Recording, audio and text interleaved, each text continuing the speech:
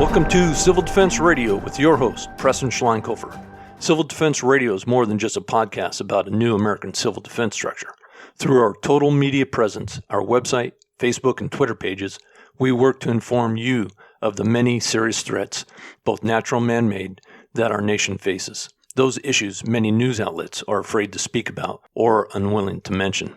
We believe this total information approach will assist you in making the best possible decisions about your safety and security for yourself, your family, your neighborhood, and community during disastrous events. Civil defense equals resiliency equals survival. To be resilient, it takes preparation, organization, and training to meet the needs of whatever situation we may find ourselves in. Civil defense helps reduce panic in a disaster, and we want to be part of your preparation. We strongly recommend establishing a community-based civil defense organization in your city or county in partnership with your local emergency manager and community leaders. We offer guidance on our website at civildefenseradio.com under the Resources tab. Look for the guide at the top of the page. It is enough information to get the discussion started. And as always, we are here to help. We ask that you regularly download and listen to our shows and visit our web and social media platforms often at civildefenseradio.com, on Facebook at Civil Defense Radio, and on Twitter at civil_def_radio. Now, let's get on with our show. This week we have Nila Rhodes, a.k.a. Mil-Spec Mom. Hello, Nila. Hi, thank you so much for having me. It's a pleasure. I really don't even remember how I came across your blog, but when I did, I thought, man, she'd be a great guest. She's got a lot of cool stuff here, a lot of interesting blog posts, and you even have a couple of videos out there on YouTube, don't you? Yeah, they're embedded in my blogs now. Okay. But yeah, I've got several vlogs, as the new hip kids say these days, on my blog as well. Yeah. You have an interesting history and bio. So if you could, can you introduce yourself to the audience and let them know who you are and what makes you tick? Yeah, absolutely. Well, as you guys already caught, my name is Nila Rhodes. I started Mil-Spec Mom back in 2014. And it's been such an interesting journey kind of figuring out where exactly I wanted this blog to go and kind of my reasoning behind it, because I think all bloggers start out with just an outlet to kind of be creative in a way. And my husband is in the National Guard, and he has been for almost 20 years now, and he's had several deployments under his belt. And so we've dealt a lot with, the separation, and we've dealt a lot with him being a contractor, so he was gone, even more. And so we got to a point in our marriage where I started realizing, probably much later than I should have, that when he's overseas and when he's gone, or TDY, that the responsibility of the safety and protection of our family falls on me. And that's my job. Mm. And it took me a little even longer even to kind of make that connection between, even when he's at work in his 8 to 5 Monday through Friday job, and I'm here at the house with the kids, that responsibility of protection and security of my family falls on me, because he can't be here. He has to work. And so that was kind of a sobering realization, and which led me to my blog. Is like, I need to find someone who can teach me how to be my own security detail, how to be my kids' security detail, how to have that mindset of self-defense where I'm looking around and having that good situational awareness, but not get to the point where I lose who I am as a female and where I lose who I am as a mother, because those are still obviously important to me as well. And be able to mix the motherhood aspect with the safety aspect, because there's something that you call urban camouflage, okay? And being a female and being a mother with kids in tow is one of the best pieces of urban camouflage you can have, and we can utilize this to our advantage if we have proper training. And so I started researching some instructors in my local area, trying to find someone who could teach me how to be a mom with a firearm and kids at the same time. How do I draw if I've got my infant or my toddler on my hip? What do I do if I have a cart full of groceries and someone comes and asks me for my purse?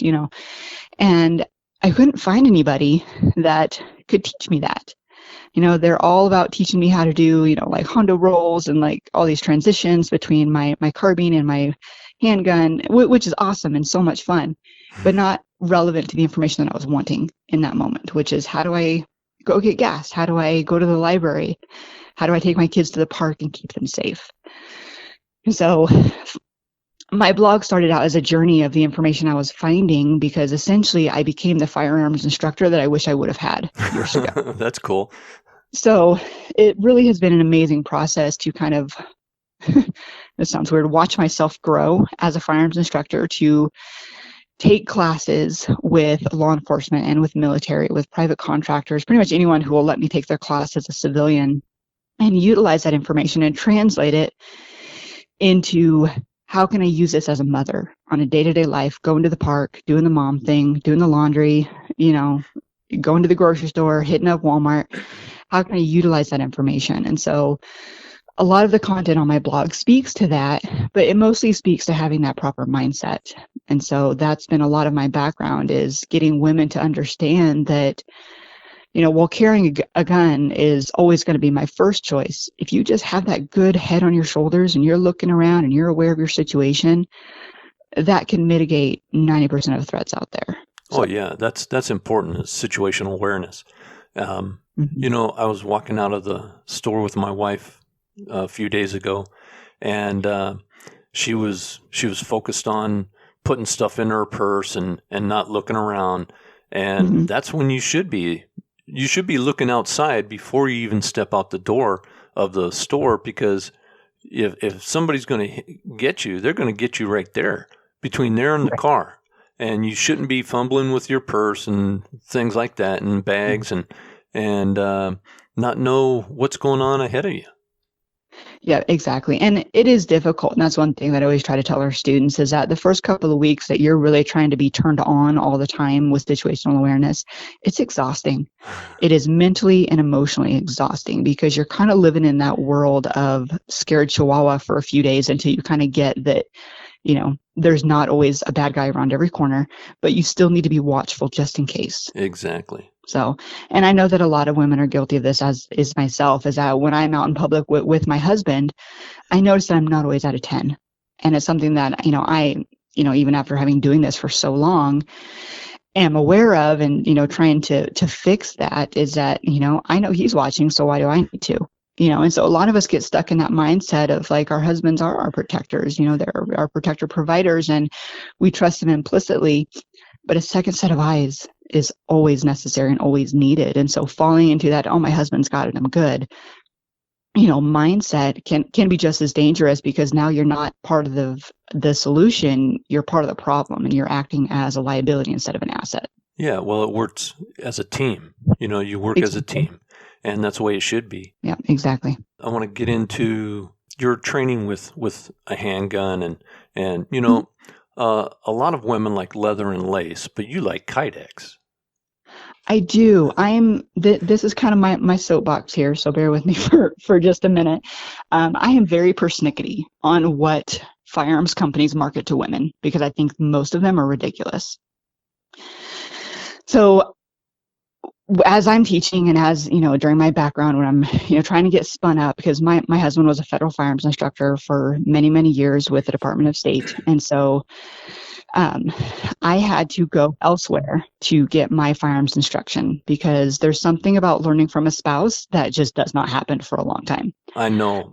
I've tried teaching my wife. Once you share a bathroom with somebody, you cannot take instruction like that at the range seriously. You just can't. Yeah. And so I had to spend thousands of dollars on other companies without my husband there, to get to the point where we could have a conversation and be on the same level, and for me to understand what he was saying, and for us to get far enough in our marriage for me to understand that he was saying it out of love and respect, not out of criticism, because he wants me to have these skills. But it takes time. So women, if you have your husbands out there that are trying to show you things, you might just say, hey, I can't learn from you. Let's spend the money and let me just go to a class by myself, because you're going to learn so much more.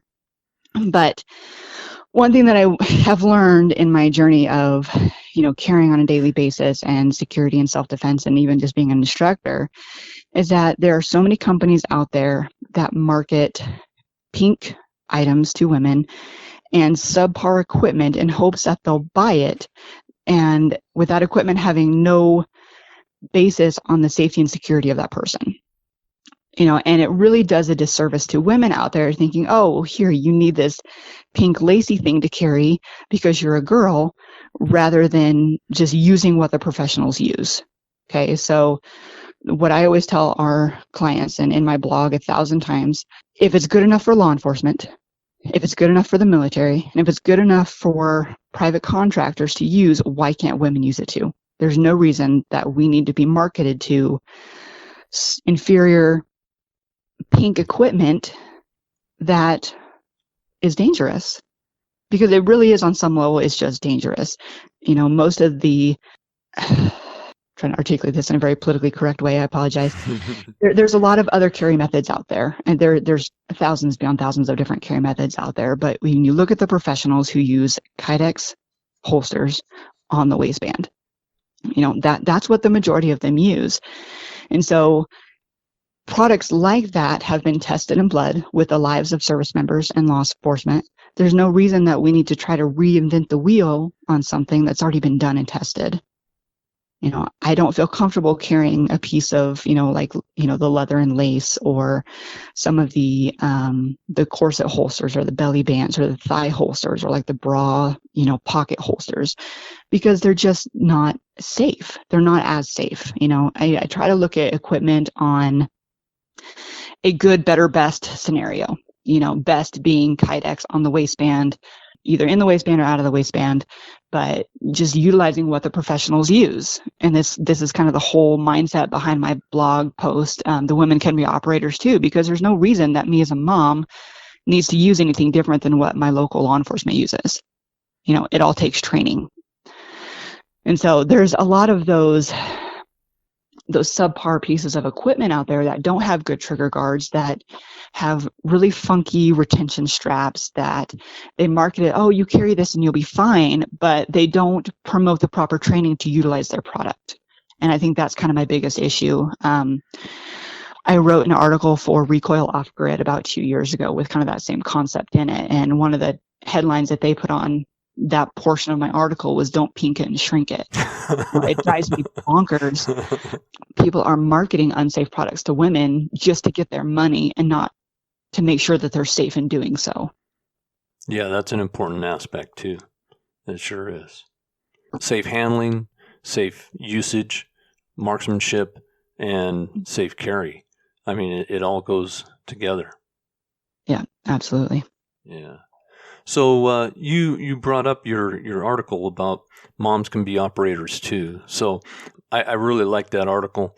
I think it touches on a number of points that our audience would be interested in knowing. Can you go over that a little bit and let us know what brought you to that idea of being operator quality? Yeah, so this is something that my husband and I had talked about for a very long time before this blog came to fruition. And it's something that's always been important to me, because if I'm going to sink my time and money into something, I want to do it 100%. I'm a mother. I am also a full-time grad student right now. I'm working on my capstone, or my thesis, for a dual master's degree in Homeland Security, Emergency, and Disaster Management. And I've got 3 kids that are 9, 3, and 1. And so my time and my money are tied up in a lot of other things right now. And so if I'm going to spend the time and spend the money on something, I'm going to make sure I get my money's worth out of it. And I'm going to give it everything I have, because that information is important to me. And so I think there's a lot of women out there who think, oh, I'm just female, I'm not military, I'm not law enforcement, therefore I can never be at this higher standard. And I think that's a joke. I think it's totally false. And I understand that mindset, being a mother and not military and not law enforcement. It took me a long time to realize that just because I'm not those things has no bearing on my skills whatsoever. There have been plenty of times where I have outshot military and law enforcement during a class, during one of the drills.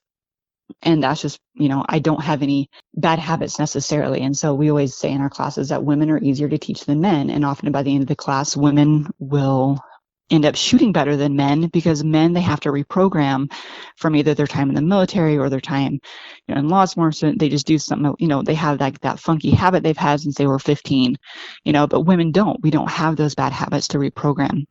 And so we really have a much better slate to be able to put information on and utilize it later. So part of the concept for this blog was understanding that, no, I'm not law enforcement. No, I'm not military, but I've got a hunger to learn, and that can make me just as good as everybody else. And so it was kind of a tongue-in-cheek thing for a while when people ask me, if I've served in the military, if I'm law enforcement, and my reply has always been, nope, I'm just this awesome all by myself. I don't have to be one of those jobs that carries a gun for a living to have the same skill set, because not having that skill set has led me to be a great instructor to women and to civilians, because I can take what they're saying in the gun carrying community and I can translate it into a way that makes sense to the mother of 3 and 4 and 5 kids who just wants to feel safe when she goes grocery shopping by herself. That makes a lot of sense. And, women don't have the ego that men do as well. Oh, exactly. Yeah, I've been there, dealt with that a few times. Yeah. I was a firearms instructor in the U.S. Border Patrol, talking about a bunch of alpha personalities. Yeah. For the most part, everything went well. But there's times when people have a way of doing things. They've done it for a long time. They don't want to change. You have to stay up with the trend and a lot of the techniques of manipulation of a weapon, whether it's a handgun or shotgun or rifle. There's new techniques that are more efficient in movement and precision that have been developed in combat and in competition as well. And it just works better.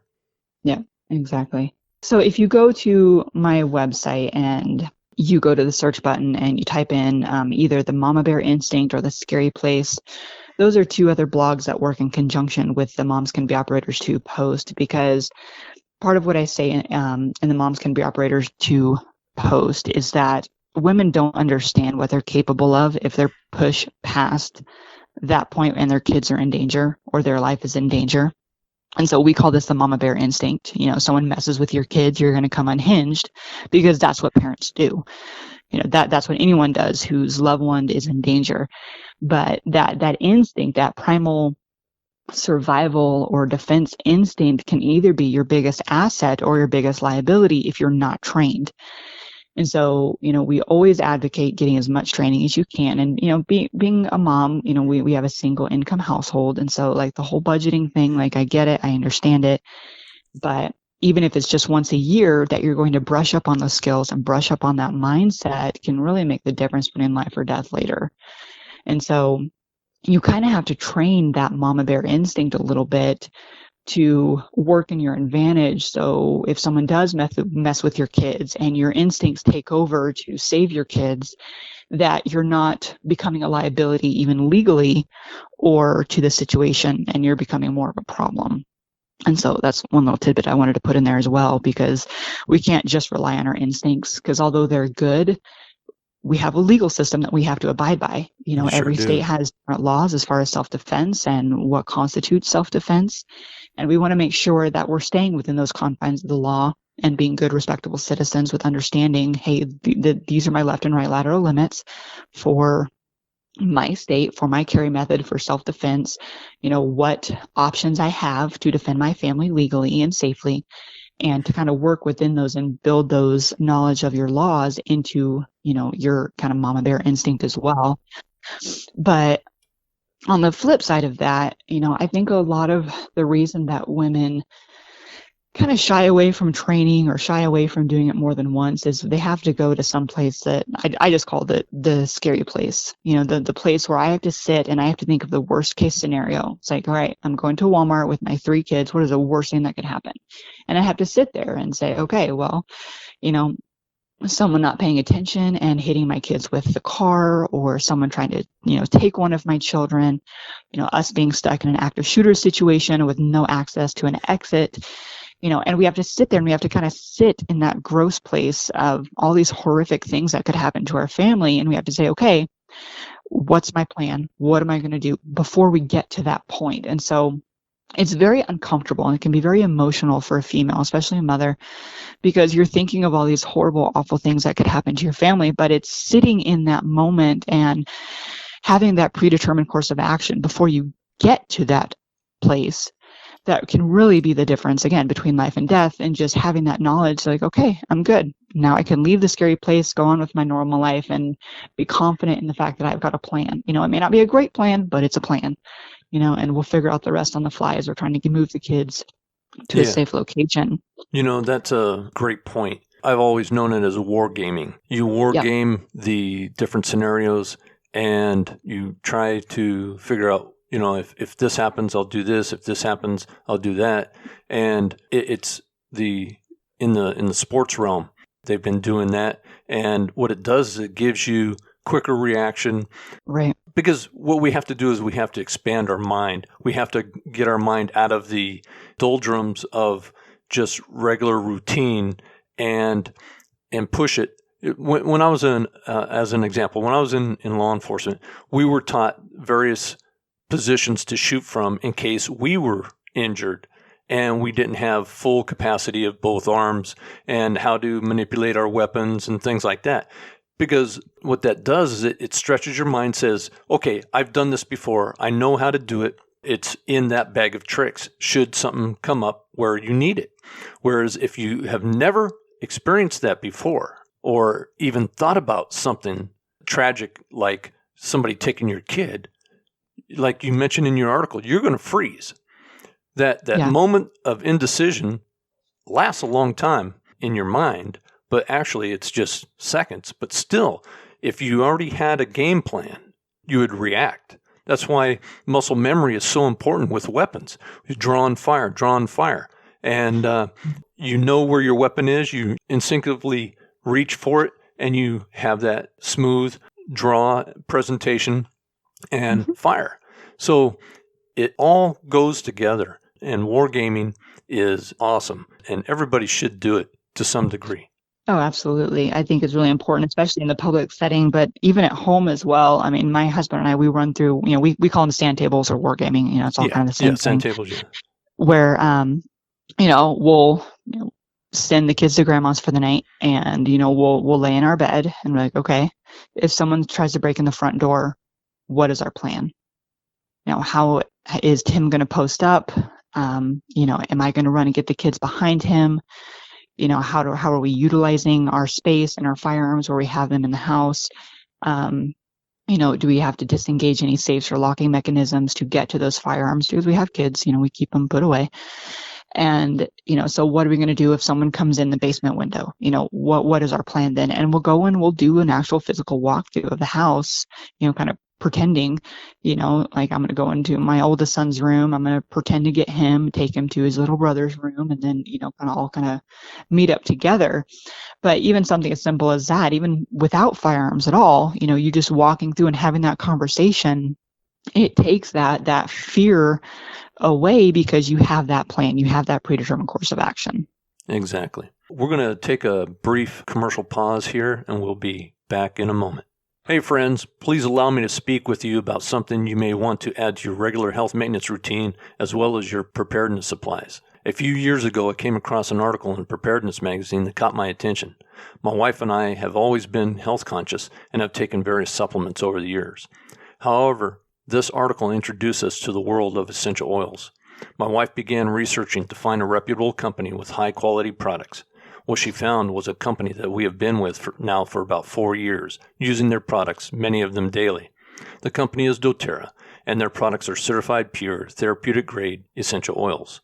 Essential oils come in all grades on the scale, but doTERRA oils are, in our opinion, at the top. Sure, you can go to Walmart or your local pharmacy and purchase essential oils, but not many of them are recommended for internal use.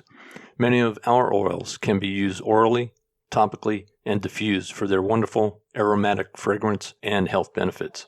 Some of our favorites we use almost daily are lemon, clove, frankincense, lavender, On Guard blend, peppermint, and melaleuca, also known as tea tree oil. These oils have become our go-to remedies for managing our health throughout the year. In fact, we credit our oils for our overall good health. You can too. Just visit our website at www.oilsforlifetoday, oils4lifetoday.com, and explore the wonderful world of certified pure therapeutic grade essential oils for yourself. And we're back with Civil Defense Radio with our guest this week, Nila Rhodes, the Mil-Spec mom. Thank you. Your blog post here, How to Defend Your Home from Inside, you were starting to talk about that already, making a stand against intruders. That's an aspect I think a lot of people don't really think about. Sand table, wargaming, the defense of their home. Yeah, exactly. One of the things that my husband, we always say kind of tongue in cheek is that 100% of home invasions happen at home. So, how's that work? Need to be prepared. I know, really great statistic there. But, doing those sand tables and those walkthroughs, really do help with your mindset in that moment to understand, okay, I'm prepared for this, maybe not 100%. I may not be confident in this plan, but I have a course of action. Like you said a minute ago, like that moment of indecision lasts for a very long time. And the longer it lasts, the more negative consequences there are to that decision.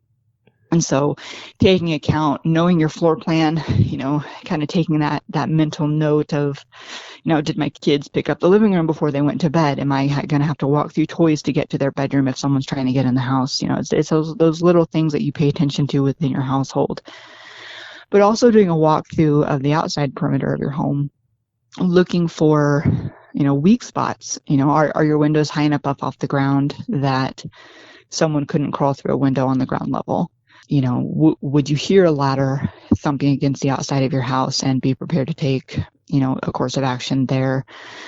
But I think one of the easiest mitigators to that is just having an alarm system and actually using it. Yes. We have a home alarm system. We've used ADT for years, and, they've always been pretty good to us. But it's also a level of peace of mind as well, knowing that, you're not going to wake up with a figure standing at the foot of your bed. You're going to hear the alarm go off before they get to that point. Yeah.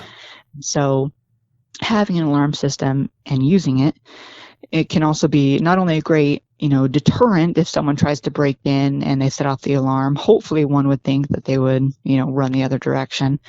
We live in a weird world these days where the criminals are just getting more brazen and more ballsy, for lack of a better term, in committing these crimes.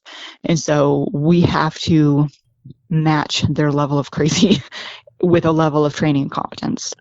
So, we want to make sure that, we are prepared that even if they do trip the alarm and they still rush to our bedroom or rush to our kids' rooms, that, again, we understand the laws. We understand what our legal abilities or, like I said earlier, left and right lateral limits are, and we understand how the law helps us and how it maybe is not so great depending on the state that you live in. Mm-hmm. And then how are you going to stop that bad guy without hurting anyone else? I've heard a statistic, and I'm probably going to butcher this, so I apologize, but that a 9mm round can go through over 20 sheets of drywall if it doesn't penetrate any furniture or studs or, anything else, if it's just drywall. And that's a lot of rooms to go through before that bullet stops. Right. And so you want to make sure if you are going to, take that shot in defense of your family, that you understand what's on the other side of the wall or who's in the house next door, or what's outside of your house. It's not your situation is not just limited to the room that you're in. There's always secondary and tertiary effects to every decision that you make. And that's part of having that proper mindset and that training is that, if you meet an intruder in the living room, you might need to take a knee and change the trajectory of your round in more of an upward position so you're not, putting anyone else's lives in harm's way. But that comes with training, and it comes with putting yourself in that uncomfortable position of being a student sometimes and saying, hey, I kind of stink at this. I want to get better. What can you teach me? And then going home and going over your notes and saying, how can I apply this to how my life is? And just going from there. And so, always having a plan is so underrated. People think, oh, well, I've got a gun or I've got an alarm system. It's like, yeah, that's great. But that's not that's not your easy button. That's not some kind of a, magic wand that makes everything all better. Bad guys are still going to be bad guys. And if you don't have the proper mindset and the proper training to use that tool, then again, you're just as much as in liability as the bad guy is. Yeah. So you're right. Every state has its variances. Every individual's situation is going to be different, but They, whether you're choosing to be armed or not, you still have to understand that there are bad people out there, and sometimes good people are, a lot of times, good people are victimized by them, which segues into the next. We've had a lot of street demonstrations over the last few years, a lot more than previous years. And one of your articles that you wrote is Surviving an Attack in a Crowded Environment, which you kind of touched on a little bit in being in a grocery store. But what about, I don't know if you've thought about this, and this may be tough question, but what about being caught in one of these situations where you're coming out of a store and there's a bunch of rioting going on and stuff? What do you do then? I think it all kind of goes back to, are you by yourself, or do you have your kids with you? Because if I'm by myself, that's going to drastically change my answer and what I do in that situation. That would almost be the easiest thing, is just, I'm going to turn around and go back inside. But it depends on if I have my kids with me. So, and if I'm thinking on the worst case scenario of having all three of my kids with me by myself, and I exit, say Target, and there's rioting and protesting going on outside, I'm going to try to go back inside the store. And I do that for a couple of reasons, is that there have been a lot of statistics out there, and I can find them for you. I don't have them up on my computer right now, but that there have been many law enforcement officers, my husband included, and guys in the military who have gotten hurt by females because they were taught not to hit females. Does that make sense? Yes. So, like all little, we even teach our boys this, like, you don't hit girls, but if they hit you first, they're fair game, because women can be vicious and women can be violent. And so being a female, that kind of works in my favor, is that, kind of the part of that subconscious, if they were raised in any sort of a decent home environment, they see a mother with children, they're probably, and I do say probably, kind of speaking in generalities here, they're probably going to let me go back inside. Because I strive to be what I call that gray man of society, where I kind of blend in with everyone else. And kind of like I talked about the urban camouflage, being a mother with 3 children is fantastic urban camouflage. They don't know that I'm carrying a firearm. They don't know my level of training. They don't know my mindset. They don't know that I probably saw them. And so that leads me kind of to my next point. If I'm truly paying attention, I'm going to see they're out there before I get to the door. Exactly. And so if that is the case, I'm going to go inside. I'm, either going to call 911 and, tell them of the situation. And then I'm probably going to call my husband and say, hey, I'm stuck here. How close are you? Can you get here and help me get home? Can you drive around the back of the store and pick us up? And my car can sit in the parking lot for a couple of days, and so it kind of just depends. But part of that, having that good mindset and being situationally aware, is understanding where your exits are as well. And so when you're in a big box store, even at the mall, there's always at least one other exit, if not 2. Oh, yeah. And so I know for Target, they have their, emergency exits only that are usually by their restrooms. They also have a warehouse in the back, which has, at least a loading bay and a couple other exits.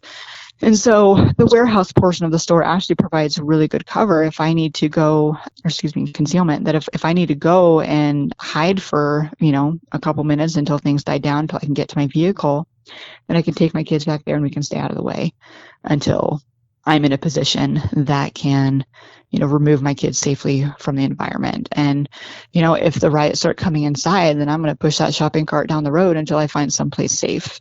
Or I'm going to have a law enforcement officer take us home. So there's always lots and lots of options, and some of them are pretty unorthodox, but a lot of that is seeing it before it happens, or seeing it as it happens, because you're paying attention. Your phone's in your pocket, not distracting you. Your kids are, this is kind of where it goes to parental discipline a little bit. Your kids aren't, like cage monkeys hanging all over the cart and being loud and crazy, that they're kind of toning it down and not drawing attention to themselves in that way, because again, that's urban camouflage, that you have instilled in your children that, hey, we're at a store, we're in a public place. This is not the place to be crazy and be loud and wild. That's for the park, or that's for a home. Now is where I need you guys to help me keep a lookout, And it's one thing that I do with my boys, because they're old enough now, is we play a game called Head on a Swivel.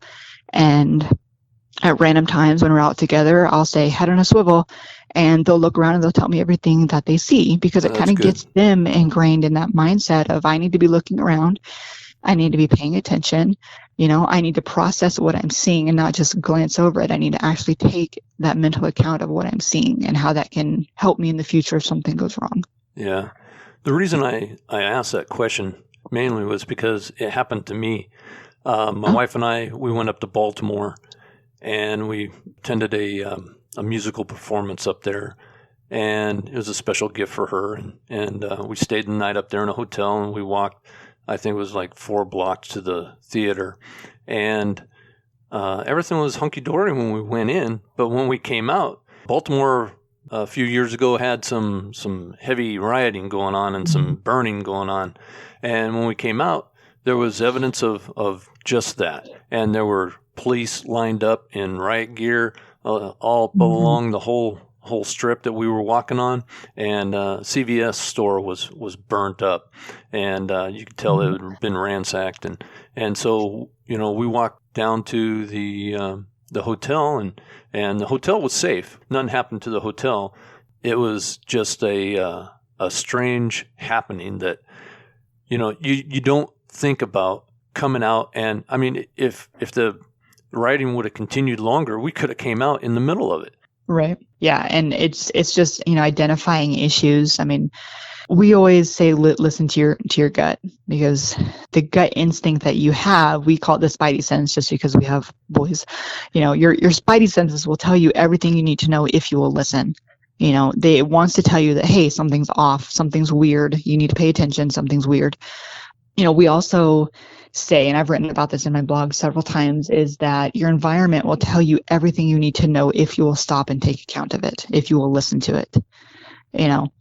Because all the data is there. If we think of our brain like a computer, and we use what we call the OODA loop, orient, observe, decide, and act, is we're processing data. That's all we're doing. We're not doing anything with it necessarily until we get to that point, but we're gathering data, we're processing data to see what our data output needs to be, or what our action needs to be. But a lot of that, we can't process the data if we're not paying attention to it. And so our environment can be a huge asset to us if we will put our phones in our pockets, or give the phones to the kids and let them watch a cartoon while we're shopping, and to kind of keep them engaged in something else and quiet. And we listen to our environment. We listen to the people's conversations as we're walking down the aisle. We listen for weird sounds that shouldn't be happening in a grocery store or in a musical theater. And we're watching and we're paying attention, especially when that spidey sense starts to kind of act up a little bit and say something's weird, something's off, that we pay attention even more, so we can have that, that data processing. So when we get to that point where we have to act, and, it's time to physically do something, whether it's run the other way or draw your firearm or anything in between, that we're ready, that we've already had that predetermined course of action, and we're waiting for that green light to act. Yeah. Your article about the girl who cried at the gun range and why you should too, that was really nice. I giggled a lot about that. I guess, we can officially on this show, we can say, ladies, if you feel like crying, go ahead. Absolutely. We've had so many women come through our class that cry, and it's just an emotional release. It's just how females most likely process data. It's how we process things that are hard, because shooting for us is not just a sport. It's the life and death of our children that hang the balance of that. And so it is a very emotional, event, an emotional time, because we're thinking, I'm like, man, if I suck at this, it could get one of my kids killed. That's what's going through our minds out there. And so it is a very emotional time. And after a while, after, a year or two of training, we kind of can deaden those emotions a little bit during that training moment. But still, if we're presented with something that's very stressful or very difficult for us to get through, or we're having a hard time, I think I said in that specific blog post about the plate rack. And that's one thing that our instructor had said, is that the plate rack is the equalizer. And I'm like, I'm good. I got this. I've been shooting this for a long time. And I totally sucked. And it was awful. But that was like the last day of a really intense and very challenging 3-day course. And so like my mind wasn't where it normally is. My body wasn't where it normally is. Every part of me was sore. Mm. And it was hard. And there's no reason that I can't take 5 and go, get some emotions out, pull myself together, and strengthen my resolve to, dominate the play rack at another time. Yeah, and that brass is hot, isn't it? Yeah, it really is. I've got many a scar from hot brass. Oh, yeah. I've had them go down my shirt as well. So don't feel bad. Yeah. It's just one of those things that happens. And, it does. Yeah. Shooting next to somebody, their brass is flying into your shirt and yours is flying into somebody else's. So it all equals out. It's a nice chain reaction of events there. Yeah, it sure is. Before we end here, Nila, can you tell the audience what is the meaning of your handle here, Mil-Spec Mom? Mil-Spec Mom kind of came from, I guess, the term mil-spec is military specification, that something is up to military standards. And so that was when I was first starting out with this blog and with this idea of really just putting information out there, and kind of educating people that survival and preparedness and self-defense, it doesn't have to be real scary, but like the military has got something down, like they do a lot of things well. They do a lot of things terrible, but they do a lot of things really well, at the same time. And so if I can be a mom up to military specifications, then, as long as I'm striving for something better than myself and striving to be better and utilizing what's already out there and is being done well, then I think I'm in a pretty good spot. Yeah, that's good. So it's a cool name too. Thank you. Yeah, we have a good time. It's been a great journey trying to figure out what content is relevant to people. We do talk a lot about survival and about preparedness as well, which is something very important to us. The not having that dependence on the government. And, a lot of what we're realizing, especially since I started this, my master's in emergency disaster management, is that it's not a lack of want to being prepared. It's not that people think it's too hard. It's not that people don't have the money normally. It's not really that people just don't want to take the time. It's just that the generations, like my generation and those younger than me, are being ingrained somewhere. And I can give you my ideas, but that might be a little too politically charged for this particular day. Yeah, try to keep it apolitical. Yeah, there you go. They're being ingrained that the government is going to take care of them and fix all their problems, and that's not the case. And so you're right, it's not. Yeah, a lot of the issue, a lot of the pushback, not even really pushback, a lot of like the just lackadaisical aspect towards survival and preparedness just comes from people who think that the government is going to come in and fix everything. And I keep asking, like, hey, about Katrina? Like, did you watch Katrina? Like, did you watch any news about Katrina at all? What was happening? Like Hurricane Sandy? Yeah, exactly. Hurricane Sandy. Harvey? Yeah. Michael? Yep. Any of them. I mean, just pick something out of a hat and you watch and you tell me how well the government did fixing that, because some things are just too big for the government to fix all at once. Nor is that their job. The federal government's job to fix things. No, it's a local government's job to make sure that you're prepared. And that's where the local politicians and the emergency manager and the EMS system comes to play.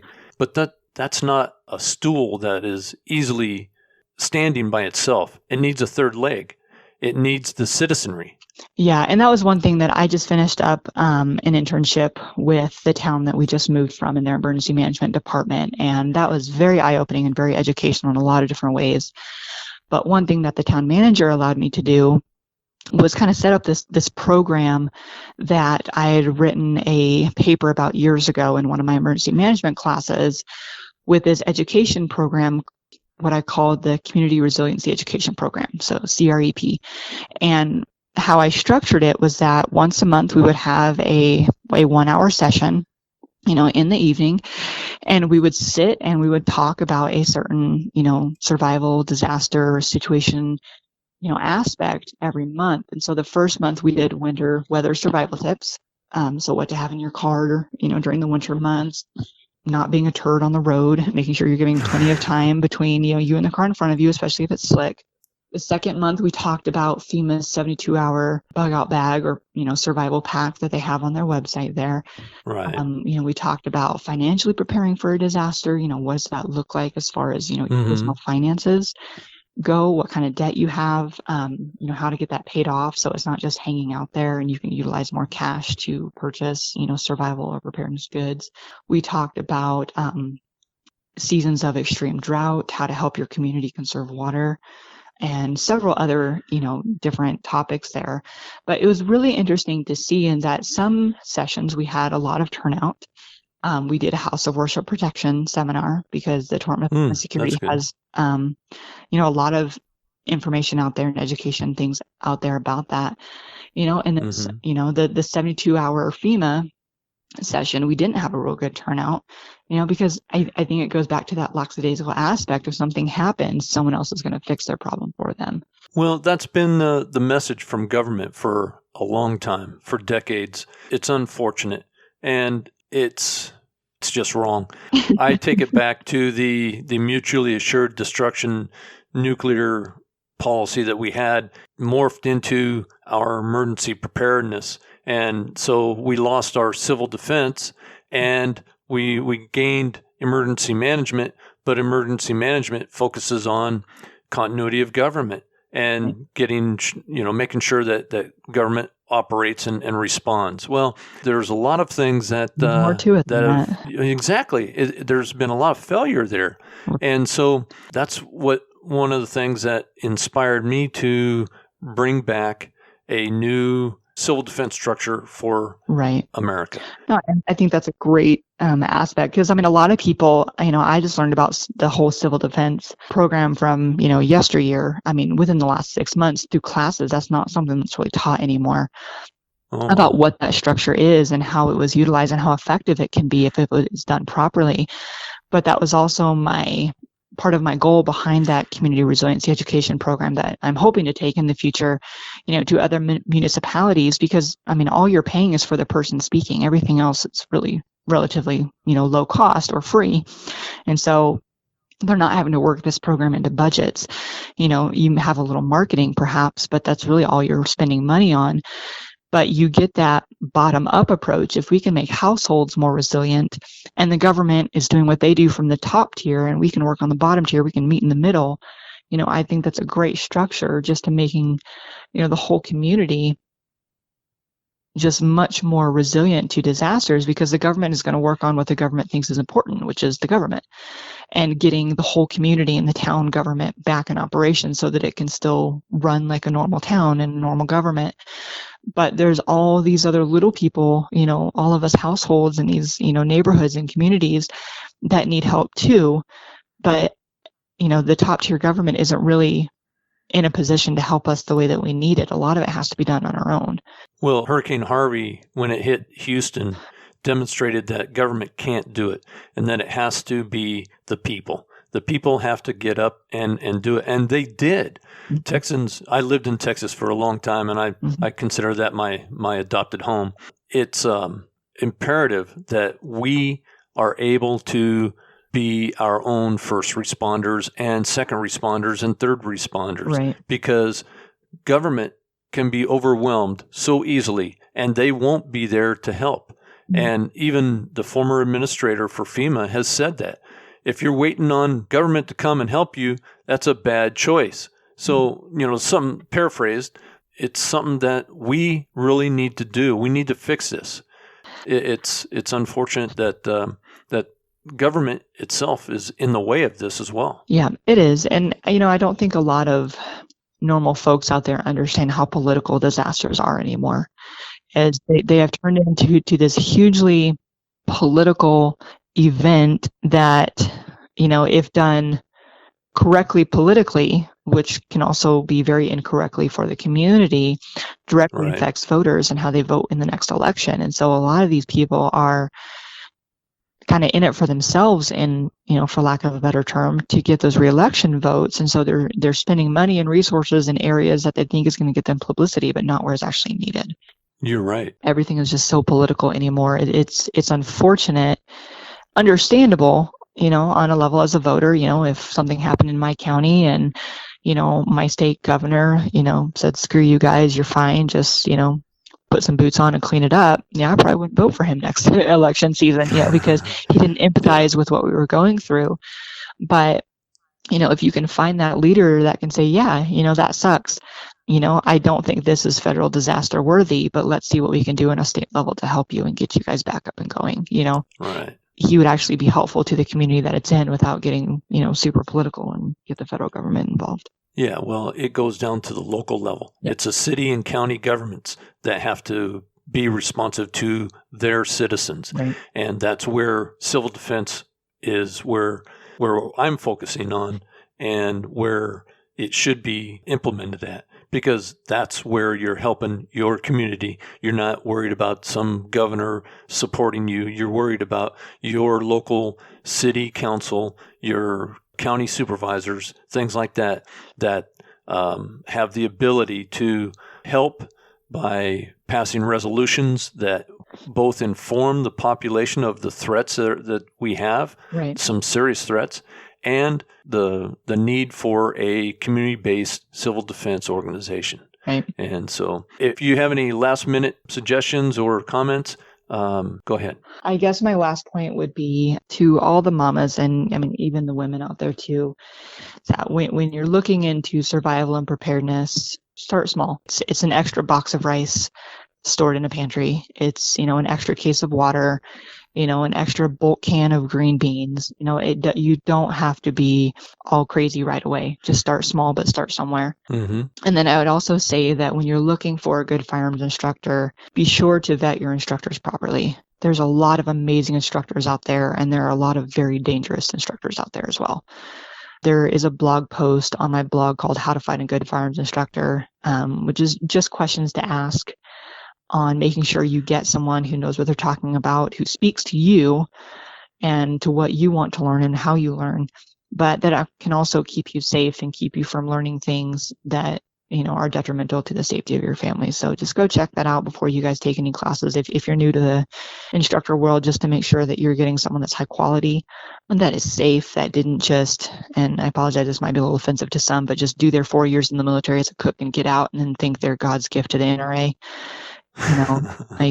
There's got to be more education and experience back there to be a good tactician. So yeah. And your website is Mil-Spec-Mom.com. Okay, that's MILSPEC mom.com. Yep. The top-down governmental approach to solve our community resiliency problem has failed us. We need a community-based grassroots approach to solve this problem of resiliency. We are looking for volunteers throughout the nation to pick up the mantle of civil defense for their communities. Let's start a conversation with the guide found on our resources page of our website at civildefenseradio.com. Be sure to check out our regular postings on our Facebook page at Civil Defense Radio and on Twitter at civil_def_radio, where we post information on a regular basis. I wish to thank Nila again for being on the show. She's got a cool name, Mil-Spec Mom, and thank you, our listeners. I really appreciate you being on our show this week. So please, be safe, be informed, be prepared, and may God bless you and keep you until next time.